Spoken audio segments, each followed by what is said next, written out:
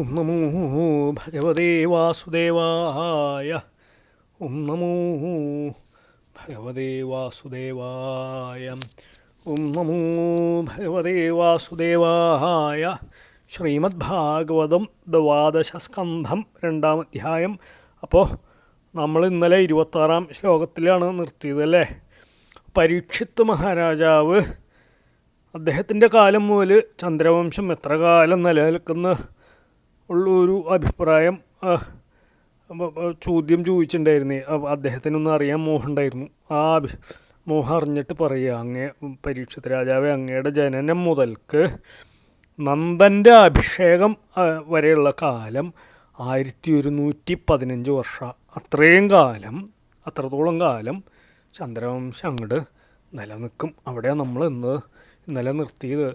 സപ്തർഷീണാം തുയൗ പൂർവൗ ദൃശ്യതേ ഉദിതൗ ദിവി തയോസ്തു മധ്യേ നക്ഷത്രം ദൃശ്യതേ യത് സമം നിശി. സപ്തർഷികളുടെ മധ്യേ പൂർവ്വവും മുമ്പായിട്ട് ദിവ്യ ആകാശത്തിൽ യാതൊരുത്തര് ഉദിച്ചവരായിട്ട് ദൃശ്യതയെ കാണപ്പെടുന്നു. തയോ മധ്യ, അവരുടെ മധ്യത്തിൽ നിശി, രാത്രിയിൽ യത് നക്ഷത്രം, യാതൊരു നക്ഷത്രം സമം ദൃശ്യത, സമരേഖയിൽ കാണപ്പെടുന്നു. തേനൈത ഋഷയോ യുക്തദാ തിഷ്ഠന്ത്യബ്ദശതം നൃണാം തേ ത്വദീയേ ദ്വിജാകാലേ അധുനാ ആശ്രിത മഘ. തേനയുക്തത, അതോടുകൂടിയിരിക്കുന്ന ഏതേ ഋഷികൾ നൃണാം അബ്ദശതം, മനുഷ്യരുടെ 100 വർഷക്കാലം തിഷ്ഠന്തി സ്ഥിതിയും തേ ദ്വിജന്മാരാധുന ത്വതീയേ കാലം, അങ്ങയുടെ കാലമായിട്ടുള്ള ഇപ്പോൾ മഘാശ്രിത, മഘങ്ങളെ ആശ്രയിച്ച്. അപ്പോൾ കലിയുഗത്തിൻ്റെ ആരംഭവും അഭിവൃദ്ധിയും എപ്പോഴാണെന്ന് അറിയാൻ ഉപകരിക്കുന്ന കാലത്തെ കാണിക്കുകയാണ്. ഈ കാളകളെ അഴിച്ചിട്ട ശേഷം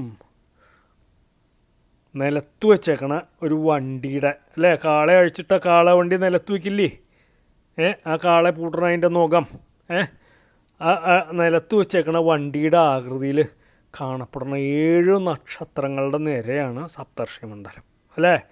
നിലത്ത് വെച്ചേക്കണ വണ്ടിയുടെ മൂക്കണ, അല്ലേ, താനും കോൽമരം, അല്ലേ, ഉയർന്നുമാണല്ലോ ഇരിക്കുന്നത്. അപ്പോൾ വണ്ടിയുടെ മൂക്കണ, കാളെ പൂട്ടുന്ന മുൻഭാഗം താനും, കോലണ പിൻഭാഗം ഇങ്ങനെ ഉയർന്നു ഇരിക്കുക, നടുക്ക് ചക്രം ഉണ്ടല്ലോ, അല്ലേ. അപ്പോൾ ആ മൂക്കണയുടെ മുൻഭാഗം എന്ന് പറയപ്പെടാവുന്ന സ്ഥാനത്ത് അല്പം ഉയർന്ന രേഖയിൽ കാണപ്പെടുന്ന നക്ഷത്രമാണ് മരീചി. അതിൻ്റെ പിന്നിൽ അല്പം താണിരിക്കണവും നുഖത്തിൻ്റെ സ്ഥാനം എന്ന് വിചാരിക്കപ്പെടാവുന്നതായിട്ടുള്ള രേഖയിൽ കാണപ്പെടുന്ന നക്ഷത്രമാണ് വസിഷ്ഠൻ. അരികത്തുള്ള ചെറിയ നക്ഷത്രം വസിഷ്ഠ ഭാര്യയാണ്, അരുന്ധതിയാണ്. വസിഷ്ഠൻ്റെ പിന്നിൽ കുറച്ചുകൂടി ഉന്നതമായിട്ടുള്ള രേഖാസ്ഥാനത്ത് അങ്കിരസ്. ഈ 3 മഹർഷിമാരും മുന്നണിയിൽ കോൽമരത്തിൻ്റെ സ്ഥാനം എന്ന് വിചാരിക്കപ്പെടാവുന്ന ഊർധ്വരേഖയിൽ നിൽക്കണു. അങ്കിരസിൻ്റെ പിന്നിൽ ചതുരശ്രാകൃതിയിൽ 4 നക്ഷത്രങ്ങൾ കാണപ്പെടും. അതിൽ ഈശാന കോണിൽ അത്രി, തെക്ക് ഭാഗത്ത് പുലസ്ത്യൻ്റെ പടിഞ്ഞാറ് പുലഹൻ, അതിൻ്റെ വടക്ക് ക്രതു. ഈ വിധ ആകാശത്തിൽ നക്ഷത്ര സ്വരൂപരായിട്ട് പ്രകാശിക്കുന്ന സപ്തർഷികളുടെ കൂട്ടത്തിൽ ഉദയസമയത്ത് ആദ്യം പ്രകാശിച്ച് കാണപ്പെടുന്ന 2 പേര് പുലഹനും ക്രതുവാണ്. അവരുടെ മധ്യ തെക്ക് വടക്കായിട്ടുള്ള സമരേഖയിൽ അശ്വിനാദികളായിട്ടുള്ള നക്ഷത്രങ്ങളിൽ ഏതെങ്കിലും ഒരു നക്ഷത്രം ഉണ്ടായിരിക്കും.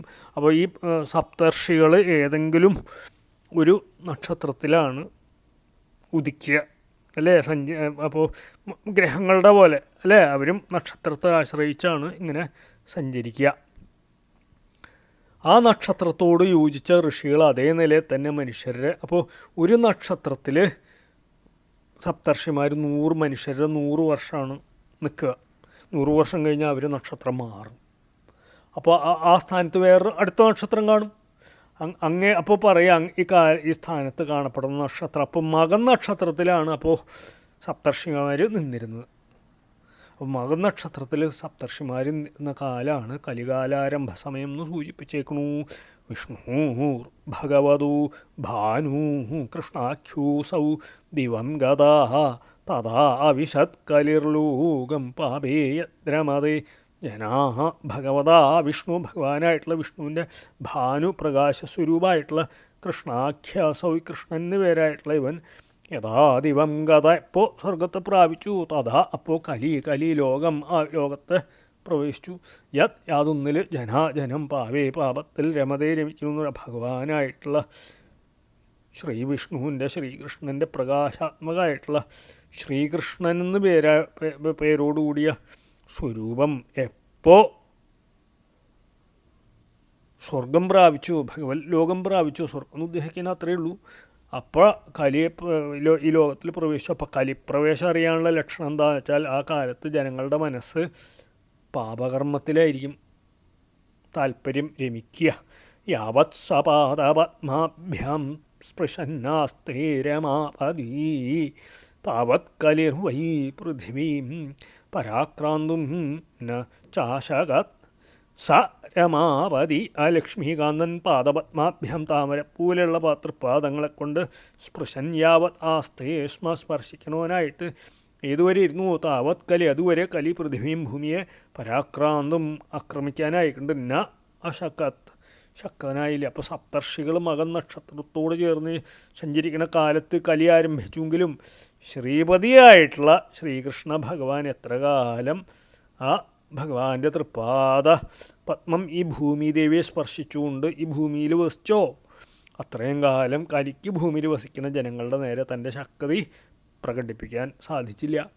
ഭഗവാൻ ശ്രീകൃഷ്ണൻ സ്വർഗാരോഹണം എപ്പോൾ ചെയ്തു അത് മുതൽക്ക് കലിപ്രഭാവം ലോകത്ത് കണ്ടു തുടങ്ങിയുകൊണ്ട് അന്ന് മുതൽ കലി ആരംഭിച്ചു നമുക്ക് താൻ ധരിച്ചോളൂ എന്ന് പരീക്ഷത്തിനോട് പറയാം. അതിനെ നമുക്ക് ധരിക്കാം. യഥാ ദേവർഷയാ സപ്ത മഘാ സുവിചരന്തി തഥാ പ്രവൃത്തസ്തു കലീർ ദ്വാദശാബ്ദ ശതാ മഘാ സപ്തദേവർഷിയ. ദേവർഷികൾ ഏത് പേര് മഘാസു മകം നക്ഷത്രത്തിൽ സദാ വിചരന്തി യഥാ എപ്പോൾ സഞ്ചരിക്കണോ തഥാ ഇപ്പോൾ ദ്വാദശാബ്ദശതാത്മക കലി 1100 ദേവവർഷം നിലനിൽക്കണ കലി പ്രവർത്തിച്ചു തുടങ്ങിയപ്പോൾ സപ്തദേവർഷികളെ എപ്പോൾ മകം നക്ഷത്രത്തിൽ സഞ്ചരിച്ചു അന്ന് മുതൽക്ക് 1200 ദേവവർഷം നിലനിൽക്കണ കലിയുഗം ഭൂലോകത്തിൽ ആരംഭിച്ചു. കലിക്ക് 1000 ദേവവർഷമാണ് നമ്മളിതിനു മുമ്പ് പഠിച്ചിട്ടുണ്ടല്ലേ. 200 വർഷം സന്ധ്യാംശമാണ്. അപ്പോൾ ആ ദേവവർഷത്തിൻ്റെ 20% കൂട്ടണം, അത്രയും സന്ധ്യാംശമുണ്ട്. അപ്പോൾ സന്ധ്യാംശങ്ങളോടുകൂടി 1200 വർഷം കലിയുഗം നിലനിൽക്കും. ദ്വാപരയുഗം അവസാനിച്ച് കലിയുഗം ആരംഭിക്കുമ്പോൾ ദ്വാപരത്തിൻ്റെ ശേഷമുള്ള 100 വർഷവും കൃതയുഗാരംഭത്തിനും മുമ്പുള്ള 100 വർഷവും കലിയുഗത്തിൻ്റെ സന്ധ്യാംശങ്ങളാണ്.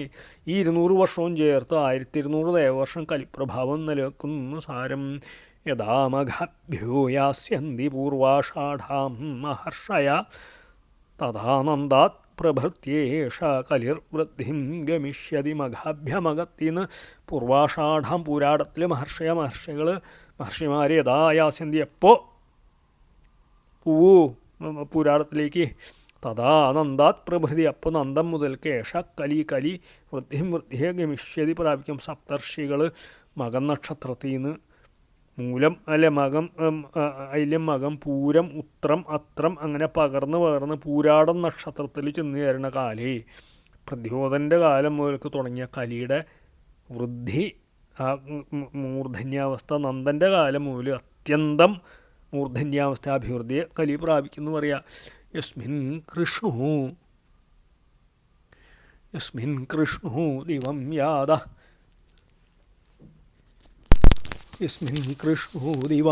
യാത തസ്മിന്നേവ തദാഹനി പ്രതിപന്നം കലിയുഗം ഇതി പ്രാഹുഃ പുരാവിദ.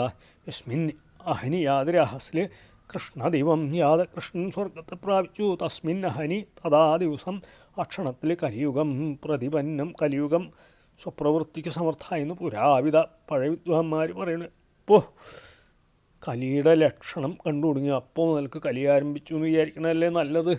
അതിനു മുമ്പ് പ്രവേശം ഉണ്ടായെന്ന് നിശ്ചയിക്കാൻ പോയിരിക്കണ പ്രമാണം എന്തിനാന്നുള്ള ഏതാന്നുള്ള ശങ്കയ്ക്ക് സമാധാനം. ഏതൊരു പകൽ സമയത്ത് ശ്രീകൃഷ്ണ ഭഗവാൻ സ്വന്തം ധാമം അല്ലേ ഭഗവത് ധാമം ശ്രീകൃഷ്ണൻ്റെ രാധാകൃഷ്ണന്മാരുടെ ധാമത്തെ പ്രാപിച്ചു. ആ ദിവസം ആ ക്ഷണത്തിൽ കലിയുഗം തൻ്റെ പ്രവൃത്തിയെ എന്താണ് കലിയുഗത്തിൻ്റെ പ്രവൃത്തി പാപകർമ്മങ്ങളിൽ പ്രജകളെ തൽപരരാക്കി തീർക്കണ ആ സാമർഥ്യം പ്രകാശിപ്പിക്കാൻ സമർത്ഥനായിട്ട് ഭവിച്ചു എന്നാണ് പൂർവ്വകാലത്തിലെ ജ്ഞാനികൾ പറഞ്ഞേക്കണേ. അവരുടെ അഭിപ്രായത്തിൽ നിന്ന് ശ്രീകൃഷ്ണ ഭഗവാന്റെ കാലത്തിൽ തന്നെ കലി ആരംഭിച്ചുവെങ്കിലും ഭഗവത് മാഹാത്മ്യത്താൽ കലിപ്രഭാവം പ്രകാശിച്ചില്ല. ഭഗവാന്റെ സ്വർഗാരോഹണത്തിന് ശേഷം കലിക്ക് ശക്തി ഉണ്ടായി തന്നെ ധരിക്കണം. ദിവ്യാബ്ധാനാം സഹസ്രാന്തേ ചതുർത്ഥേ തു പുനഃകൃതം ഭവിഷ്യന്തി യഥാ നൃണം മനാത്മ പ്രകാശകം. ദിവ്യാബ്ധാനം 100 വർഷങ്ങളുടെ സഹസ്രാവസാനത്തോടുകൂടിയ ചതുർത്ഥേ 4ാമത്തെ യുഗം അതിക്രാന്തേ സതി കഴിഞ്ഞപ്പോൾ വീണ്ടും കൃതം ഭവിഷ്യതി കൃതയുഗം തുടങ്ങും.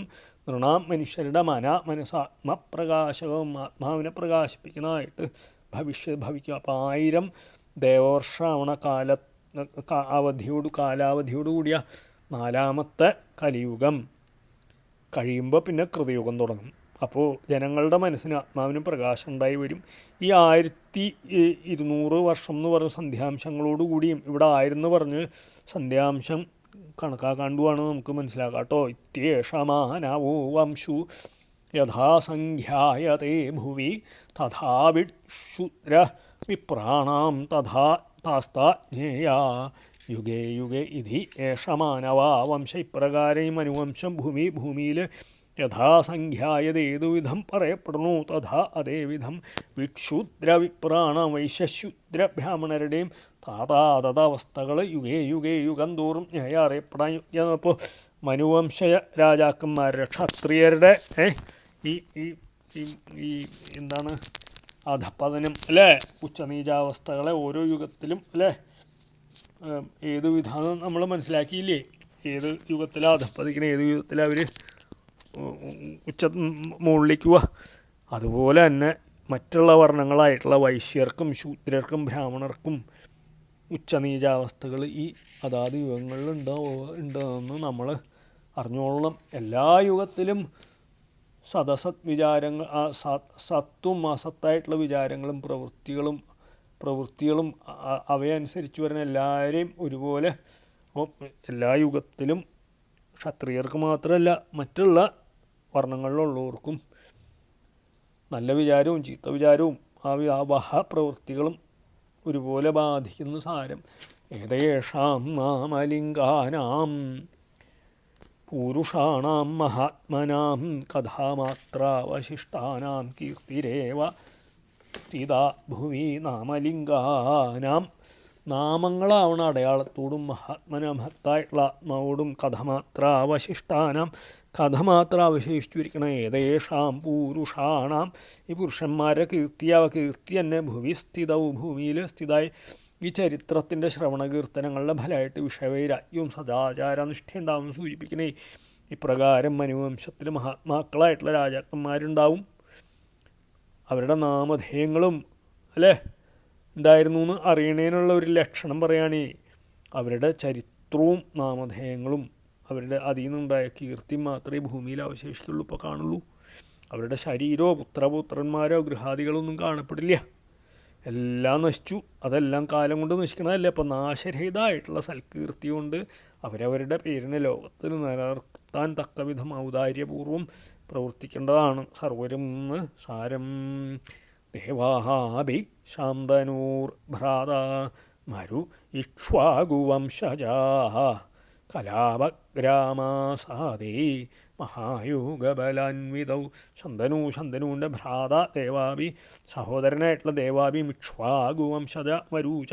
ഇക്ഷ്വാകുവംശത്തിൽ നിച്ച മരുവും മഹായോഗബലാന്വിതോ മഹായോഗബലത്തോടു കൂടിയവരായിട്ട് കലാപഗ്രാമത്തിൽ ആസാദി വസിക്കും. അപ്പോൾ കലിപ്രഭാവത്താൽ നശിച്ചുപോയ രാജവംശവും രാജധർമ്മവും കൃതയുഗാരംഭത്തിൽ ഉണ്ടാവണ ഏത് വിധാണ് എന്നുള്ള ആകാംക്ഷയ്ക്ക് ഒരു സമാധാനം പറഞ്ഞു കൊടുക്കുകയാണ്.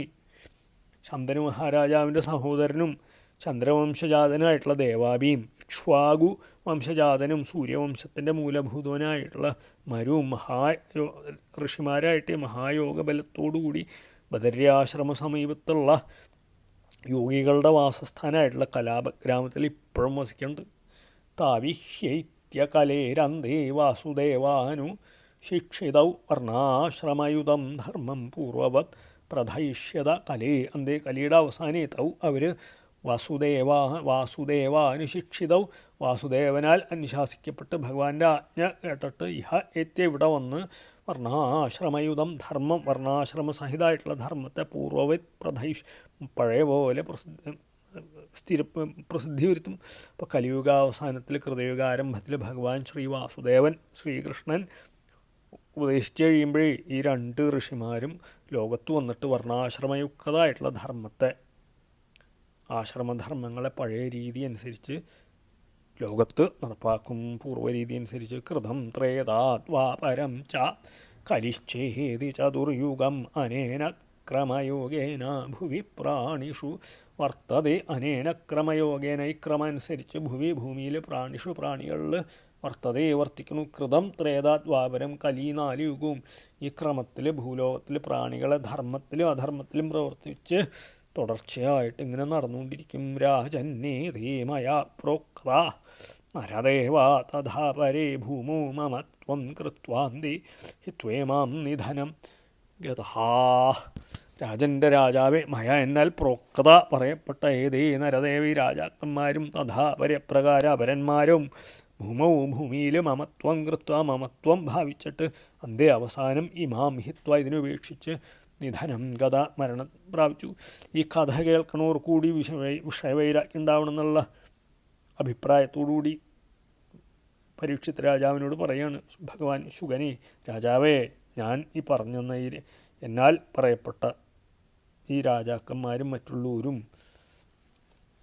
ഈ ഭൂമി എൻ്റേതാണെന്നുള്ള അഭിമാനത്തോടുകൂടി ഇവിടെ വസിച്ചിട്ടുണ്ടായിരുന്നു. അവസാനവും അവരെല്ലാവരും ഭൂമി ഉപേക്ഷിച്ച് മരണം പ്രാപിച്ചില്ലേ. കൃമിവിഡ്ഭസ്മസംജ്ഞാന്തേ രാജനാപ്നോപി യസ്യ ച ഭൂതധൃക് തൽകൃതേ സ്വാർത്ഥം കിം വേദ നിരയു യവാ. രാജാനാംന രാജാവെന്നുള്ള പേരോടുകൂടി ഇരുന്നാലും യസ്യ യാതൊരുത്തൻ്റെ അന്തേ അവസാനം കൃമിവിഡ്ഭസ്മസംജ്ഞ കൃമി സംഭവന്തി കൃമി മലം ഭസ്മം ഈ പേരുണ്ടാവേ. തൽകൃതി അതിന് വേണ്ടിയിട്ട് ഭൂതങ്ങളെ ദ്രോഹിക്കണവൻ സ്വാർത്ഥം സ്വപ്രയോജനത്തെ കിം വേദ അറിയണ്ടോ യഥാ യാതൊന്നീന്ന് നിരയാ നരകം. ഇപ്പം രാജാവിനെ എന്ന പേര് വഹിച്ചിട്ട് നമ്മുടെയൊക്കെ ശരീരം ഉണ്ടല്ലോ അവസാനം എന്താ കുഴിച്ചിടാണീ പുഴുവാവും അല്ലേ. വല്ല ആ ശവശരീരം വല്ല മൃഗങ്ങളോ പട്ടിയോ പൂച്ചോ ഭക്ഷിക്കുകയാണെങ്കിൽ അവരെ മലാവും, ദഹിപ്പിക്കുകയാണെങ്കിലോ ഭസ്മാവും. അപ്പോൾ ഈ 3 പേരിന് അർഹരായി ഭവിക്കുമല്ലേ. ആര് മരിച്ചാലും ആ വിധരിക്കുന്ന ഈ ശരീരത്തെ രക്ഷിക്കാൻ പ്രാണികളെ ദ്രോഹിക്കണോൻ ഭൂതങ്ങളെ ദ്രോഹിക്കണോൻ അവൻ്റെ ഹിതം അറിയണോനല്ല. എന്താ വെച്ചാൽ ഭൂതദ്രോഹം നിമിത്തം അജീവൻ നരകം പ്രാപിക്കും. ശരീരമോ ഈ ലോകത്ത് വീണ് നശിച്ചു. ശരിയായിട്ടുള്ള ജീവന് പരലോകത്തിൽ ചെന്ന് പാപകർമ്മ ഫലം അനുഭവിക്കേണ്ടിയും വരും. അതുകൊണ്ട് ക്ഷണഭംഗുരായിട്ടുള്ള ശരീരത്തെ പോഷിപ്പിക്കാനേ മറ്റുള്ള ജീവികളെ ദ്രോഹിക്കുന്നത് പരപ്രാണികളെ ദ്രോഹിക്കുന്നത് വലിയ അറിവില്ലായ്മ തന്നെയാണ് എന്ന് പറയുക. കഥം സേയമഖണ്ഡാ ഭൂ പൂർവൈർമേ പൂരുഷൈർധൃതാ മത്പുത്രസ്യ ച പൗത്രസ്യ മൽപൂർവാഹ വംശജസ്യ വ മേ പൂർവേ പൂരുഷൈർധൃത എൻ്റെ പൂർവന്മാരായിട്ടുള്ള പുരുഷന്മാരാൽ ധരിക്കപ്പെട്ടതും മൽപൂർവ എന്നാൽ ഇപ്പോൾ എൻ്റെ അധീനത്തിലേക്കുമായിട്ടുള്ള അഖണ്ഡാസ ഈ അംഭു അഖണ്ഡായിട്ടുള്ള ഭൂമി മൽപുത്രസ്യ എൻ്റെ പുത്രനും പൗത്രസ്യ പൗത്രനും വംശജസ്യ വംശത്തിൽ ജനിച്ചവനും കഥം സ്യ എങ്ങനെ അധീനാവും എന്ന് പറയാം. അപ്പോൾ ഓരോരുത്തരും ഭൂമിയിൽ മത ഉറപ്പിക്കണതിൻ്റെ സ്വരൂപം കാണിക്കുന്നു. അഖണ്ഡായിട്ടുള്ള ഭൂമി എൻ്റെ പൂർവന്മാർ ഭരിച്ചിരിക്കുന്നു, ഇപ്പം എൻ്റെ സ്വാധീനത്തിലുണ്ട്. ഇനി എൻ്റെ പുത്രനും പൗത്രനും കിട്ടണം മാത്രമല്ല എൻ്റെ ഈ വംശത്തിൽ ജനിച്ചവരെ വിട്ടുപിരിയാണ്ടും ഇരിക്കണം. അതിനുവേണ്ടി എന്തെല്ലാം പ്രവർത്തിക്കേണ്ടത് ഇങ്ങനെ ഓരോരുത്തർ ആലോചിച്ചുകൊണ്ടിരിക്കുക. തേജോ അഭന്നമയം കായം ഗൃഹീത്വാത്മ തയാ ബുധാ മഹിം മമതയാ ചൂഭൗ ഹിത്വാന്തി അദർശനം ഗത. തേജോ അഭന്നമയം കായം തേജസ് അഗ്നി അപ്പ് ജലം അന്നം ഭക്ഷണ സാധനം ഇവയുടെ പരിണാമമായിട്ടുള്ള ദേഹത്തെ ആത്മതയാ ഗൃഹീത്വ ആത്മാവായിട്ട് ഗ്രഹിക്കുകയും മഹിം ഭൂമിയെ മമതയാ ഗൃഹീത്വ എൻ്റേതാണെന്ന് ഗ്രഹിക്കുകയും ചെയ്തിട്ട് അബുധ അറിവില്ലാത്തൊരു അന്ത്യ അവസാനം ഉഭൗഹിത്വ രണ്ടിനെ ഉപേക്ഷിച്ച് ആദർശനം ഗതാ മരണം പരമാർത്ഥ നില അറിയാത്ത മൂഢന്മാർ അഗ്നി ജലം ഭൂമി ഭൂതങ്ങളുടെ പരിണാമമായിട്ടുള്ള ശരീരത്തെ ആത്മാവായിട്ടും ഭൂമിയെ അവനവൻ്റെ ആയിട്ടും ധരിക്കും. ദേഹത്തെ ഞാനെന്നും ഭൂമി എൻ്റേതാണെന്ന് ധരിക്കേ ഒടുവിൽ രണ്ടും ഉപേക്ഷിച്ച് മരണത്തിന് അധീനരാവും അല്ലേ? സംശയമില്ല. ഏ ഭൂപതയൂരാജൻ ഭുഞ്ചന്തി ഭുവമോജസാ കാലേന തേ കൃതാ സർവേ കഥാമാത്ര കഥാസു ച. രാജൻ്റെ രാജാവേ, ഏ ഭൂപതയ, ഏതേത് രാജാക്കന്മാർ ഓജസാ ബലത്താൽ ഭുവം ഭുഞ്ചന്തി ഭൂമി അനുഭവിച്ചോ, തേ സർവേ അവരെല്ലാവരും കാലേന കാലത്താൽ കഥാസു കഥകളിൽ കഥാമാത്രരായിട്ട് കൃത ചെയ്യപ്പെട്ടേക്കുന്നു. രാജാവേ, ഏതേത് രാജാക്കന്മാർ സ്വന്തം പരാക്രമത്താൽ ഭൂമിയെ സ്വാധീനത്തിലാക്കി അനുഭവിച്ചോ, ആ രാജാക്കന്മാരൊക്കെ കാലസ്വരൂപനായിട്ടുള്ള ഭഗവാനെ കഥ പ്രസ്താവം നടത്തുന്ന സമയത്ത്, കഥ പറയുന്ന സമയത്ത് കഥയ്ക്ക് വിഷയമാക്കി മാറ്റിയില്ലേ? അവരുടെ കഥ മാത്രമല്ലേ അവശേഷിച്ചിട്ടുള്ളൂ, അവരാരിപ്പോളില്ലോ. ഇന്നുള്ളവരും അതുപോലെ തന്നെ നശിക്കും. ഈ ലോകത്തിൽ നിന്നും പരലോകത്തിൽ നിന്നും ലഭിക്കാനുള്ള ഭോഗങ്ങൾ നശിക്കണമായതുകൊണ്ട് അവയിൽ ആഗ്രഹമില്ലാണ്ട് ഭഗവത് ഭക്തിയോടുകൂടി ഇരിക്കുന്നത് തന്നെ ശ്രേയസ്കരം എന്ന് സാരം. ഇത് ശ്രീമദ്ഭാഗവതി മഹാപുരാണേ ദ്വാദശസ്കന്ധേ ആശ്രയനിരൂപണേ കലിദോഷാദിനിരൂപണം നാമ ദ്വിതീയാധ്യായ. ശ്രീഹരയേ നമ, ശ്രീഹരയേ നമ, ശ്രീഹരയേ നമ. ഗോപികാ ജീവനസ്മരണം ഗോവിന്ദ, ശ്രീ ഗോവിന്ദ. ഗോപികാ ചരണസ്മരണം ഗോവിന്ദ, ശ്രീ ഗോവിന്ദ.